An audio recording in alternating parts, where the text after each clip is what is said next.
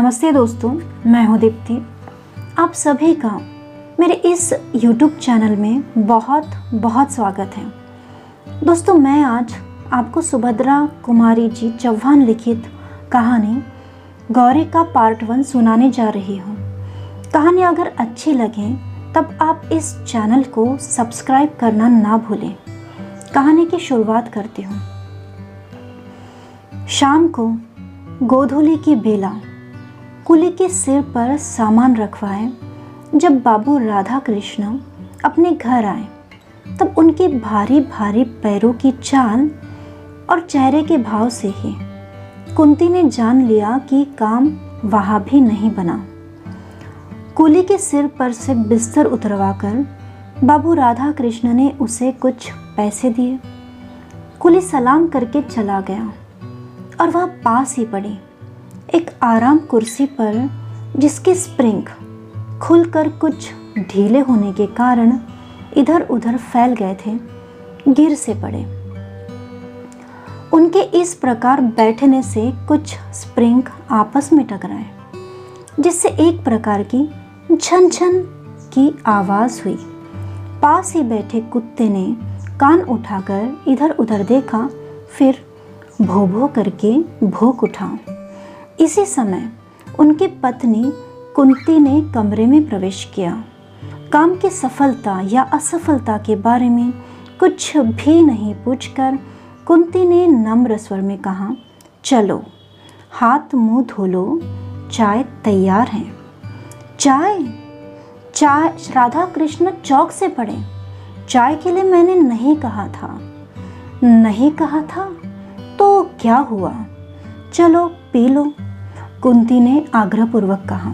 अच्छा चलो कहकर राधा कृष्ण कुंती के पीछे पीछे चले गए। गौरी अपराधिनी की भांति माता पिता दोनों की दृष्टि से बचती हुई पिता के लिए चाय तैयार कर रही थी। उसे ऐसा लग रहा था कि पिता की सारी कठिनाइयों की जड़ वही है। न वह होती और न पिता को उसके विवाह की चिंता में इस प्रकार स्थान स्थान घूमना पड़ता। वह मुंह खोलकर किस प्रकार कह दे कि उसके विवाह के लिए इतनी अधिक परेशानी उठाने की आवश्यकता नहीं है। माता पिता चाहे जिसके साथ भी उसकी शादी कर दे, वह सुखी रहेगी, ना करे तो भी वह सुखी है। जब विवाह के लिए उसे जरा भी चिंता नहीं, तो माता पिता इतने परेशान क्यों रहते हैं? गौरी यह समझ नहीं पाती थी। कभी कभी वह सोचती, क्या मैं माता पिता को इतनी भारी हो गई हूँ? रात दिन सिवाय विवाह के उन्हें और कुछ सोचता ही नहीं। तब आत्मग्लानि और शोभ से गौरी का रोम रोम व्यथित उठता। उसे ऐसा लगता कि धरती फटे और वह समा जाए, किंतु ऐसा कभी नहीं हुआ। गौरी, वह जो पूनों के चांद की तरह बढ़ना भर जानती थी, घटने का जिसके पास कोई साधन नहीं था, बाबू राधा कृष्ण के लिए चिंता की सामग्री हो गई थी। गौरी उनकी एकमात्र संतान थी। उसका विवाह वे योग्य वर के साथ करना चाहते थे। यही तो सबसे बड़ी कठिनाइयाँ थी। यही कारण था कि गौरी का यह 19वां साल चल रहा था, फिर भी वे कन्या के हाथ पीले नहीं कर सके थे। गौरी ही उनकी अकेली संतान थी। बचपन से ही उसका बड़े ही लाड़ प्यार से पाला गया था। प्रायः उसके उचित अनुचित सारे हट पूरे हुआ करते थे। इसी कारण गौरी का स्वभाव निर्भीक, दृढ़ निश्चय और हठीला था। वह एक बार जिस बात को सोच समझकर कह दे, फिर उस बात से उसे कोई हटा नहीं सकता था। पिता की परेशानियों को देखते हुए अनेक बार उसके जी में आया कि यह पिता से साफ साफ पूछे कि आखिर वे उसके विवाह के लिए इतने क्यों चिंतित हैं। वह स्वयं तो विवाह को इतना अधिक आवश्यक नहीं समझती, और अगर पिता विवाह को इतना अधिक महत्व देते हैं तो फिर पात्र और कुपात्र क्या? विवाह करना है तो कर दे, किसी के भी साथ वह हर हालत में सुखी और संतुष्ट रहेगी। उनकी यह परेशानी, इतनी चिंता अब उससे सह नहीं जाती थी, किंतु संकोच और लज्जा उसके ज़बान पर ताला सा डाल देते थे। 1000 बार निश्चय करके भी वह पिता से यह बात नहीं कह सकी। पिता को आते देख गौरी चुपके से दूसरे कमरे में चली गई। राधा कृष्ण बाबू ने जैसे बेमन से हाथ मुंह धोया और पास ही रखी एक कुर्सी पर बैठ गए। वही एक मेज पर कुंती ने चाय और कुछ नमकीन पुरियां पति के सामने रख दी। पुरियों की तरफ राधा कृष्ण ने देखा भी नहीं, चाय का प्याला उठाकर पीने लगे। कुंती ने डरते डरते पूछा, जहाँ गए थे क्या वहाँ भी कुछ ठीक हुआ कि नहीं? कुछ हुआ कि नहीं? ठीक होने को वहाँ धरा ही क्या है? चाय का घुट गले से नीचे उतारते हुए बाबू राधा कृष्ण ने कहा, सब हम ही लोगों पर है। विवाह करना चाहे तो सब ठीक है और ना करना चाहे तो कुछ भी ठीक नहीं। कुंती ने उत्सुकता से पूछा, फिर क्या बात है? लड़के को देखा क्या? हाँ देखा, अच्छी तरह देखा हूँ, कह राधा कृष्ण फिर चाय पीने लगे। कुंती की समझ में यह पहले नहीं आई। उसने कहा, अरे बाबा जरा सोच समझ कर समझा बुझा कर कहो, तुम्हारी बात तो मुझे कुछ समझ में ही नहीं आती। राधा कृष्ण ने कहा, अच्छा समझा कर कहता हूँ, सुनो। वह लड़का नहीं है, वह आदमी है। तुम्हारी गौरी के साथ मामूली चपरासी की तरह दिखेगा। बोलो, करोगी ब्याह? कुंती बोली, विवाह की बात तो पीछे होगी। क्या रूप रंग बहुत खराब है? फोटो में तो वैसा नहीं जान पड़ता। राधा कृष्ण ने कहा, रूप रंग नहीं, रहन सहन बहुत खराब है। उम्र भी अधिक है, 35-36 साल, साथ ही 2 बच्चे भी हैं। उन्हीं बच्चों को संभालने के लिए तो वह विवाह करना चाहता है, वरना तो वे शायद कभी विवाह नहीं करते। उनकी यह दूसरी शादी होगी। उनकी उमंगें, उत्साह, सब कुछ ठंडा पड़ चुका है। वे अपने बच्चों के लिए एक धाय चाहते हैं। अब बताओ, मेरी बेटी की तो ये दूसरी शादी नहीं है ना। वे साफ साफ कहते हैं कि मैं अपने बच्चों के लिए शादी कर रहा हूँ। कुंती ने कहा, जिन्हें दूसरी शादी करनी होती है वे ऐसे ही कहते हैं। राधा कृष्ण बोले, अरे नहीं, यह आदमी कपटी नहीं है। उसके भीतर कुछ और बाहर कुछ और नहीं हो सकता। उसका हृदय तो दर्पण की तरह साफ है। उसका खादी का कुर्ता, गांधी टोपी और फटे फटे चप्पल देखकर जी हिचकता है। वह नेता बनकर व्याख्यान तो दे सकता है, पर दूल्हा बनकर आने लायक नहीं है। 30 रुपए कुल उनकी तनख्वाह है। कांग्रेस के दफ्तर में वे सेक्रेटरी हैं। 3 बार जेल जा चुके हैं और अब फिर कब चले जाए कुछ पता नहीं। कुंती बोली, आदमी तो बुरा नहीं जान पड़ता जी।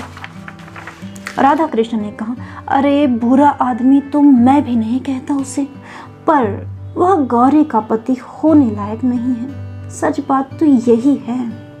कुंती बोली, फिर तुमने क्या कह दिया? राधा कृष्ण ने कहा, क्या कह देता, उन्हें बुला लाया हूँ, अगले इतवार को आवेंगे। आने के लिए भी वे बड़ी ही मुश्किल से तैयार हुए।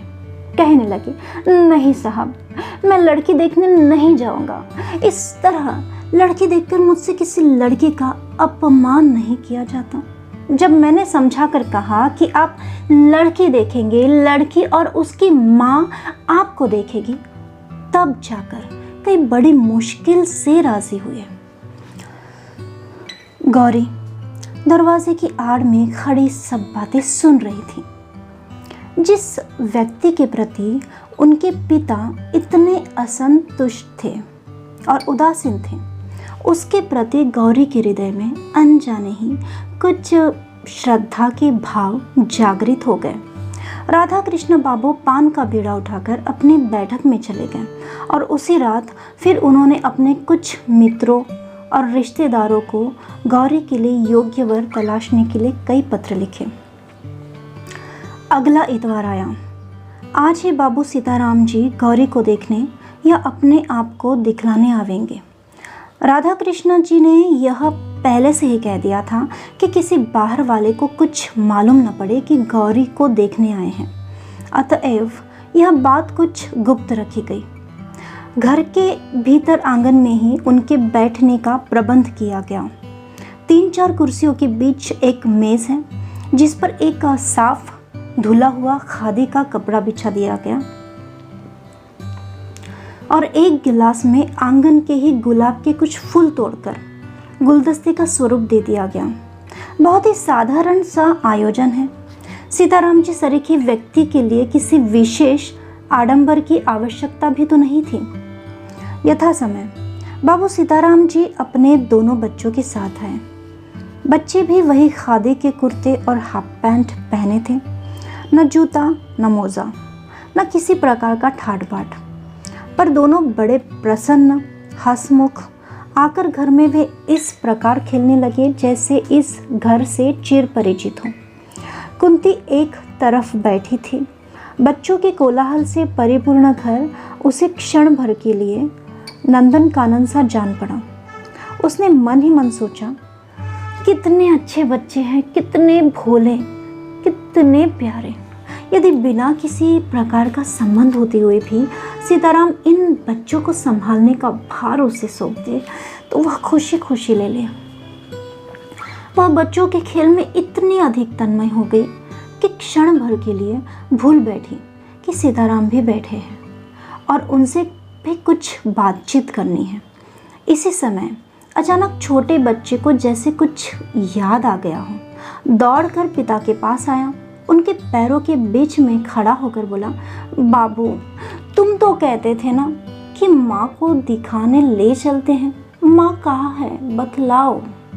बाबू ने किंचित हंसकर कहा, ये माँ जी बैठी है, इनसे कहो यही तुम्हें दिखाएगी। बालक ने मचल कर कहा, तुम दिखाओ। और इसी समय एक बड़ी सी सफेद बिल्ली आंगन से होती हुई भीतर को भाग गई। म्याऊं म्याऊं म्याऊं। बच्चे बिल्ली के पीछे सब कुछ भूलकर दौड़ते हुए अंदर पहुंच गए। गौरी पिछले दरवाजे पर चुपचाप खड़ी थी। वह न जाने किस ख्याल में थी। छोटे बच्चे ने उसका आंचल पकड़कर खींचते हुए पूछा, तुम हमारी माँ हो? गौरी ने देखा, हष्ट पुष्ट सुंदर सा बालक, कितना भोला, कितना प्यारा, कितना निश्चल। उसने बालक को गोद में उठाकर कहा, हाँ मैं ही तुम्हारी माँ हूँ बेटा, मैं ही तुम्हारी माँ हूँ। बच्चे ने फिर उसी स्वर में पूछा, हमारे घर चलोगी ना? बाबू तो तुम्हें लेने आए हैं और हम भी आए हैं। अब तो गौरी उसकी बातों का उत्तर नहीं दे सकी, मन ही मन खुश हो गई। पूछा, मिठाई खाओगे बेटा? कुछ क्षण बाद कुंती ने अंदर देखा। छोटा बच्चा गौरी की गोद में और बड़ा उसी के पास बैठा मिठाई खा रहा है। एक निश्वास के साथ कुंती बाहर चली गई और थोड़ी देर बाद जो ही गौरी ने ऊपर आंख उठाई, उसने माता पिता दोनों को सामने खड़ा पाया। पिता ने स्नेह से पुत्री से कहा, बेटा जरा चलो, चलती हो ना? गौरी ने कोई उत्तर नहीं दिया। उसने बच्चों का हाथ मुंह धुलाया, उन्हें पानी पिलाया, फिर माँ के पीछे पीछे बाहर चली गई। बच्चे अब भी उसी को घेरे हुए थे। वे उसे छोड़ना नहीं चाहते थे। बड़े मुश्किल से सीताराम जी उन्हें बुलाकर कुछ देर तक अपने पास बिठा सके, किंतु जरा सा मौका पाते ही वे फिर जाकर गौरी के पास बैठ गए। दोस्तों, आप सुन रहे थे सुभद्रा कुमारी जी चौहान लिखित कहानी गौरी का पार्ट 1। फिर मिलते हैं इसी कहानी के अंतिम और आखिरी पार्ट के साथ। तब तक के लिए इजाज़त चाहती हूँ। धन्यवाद।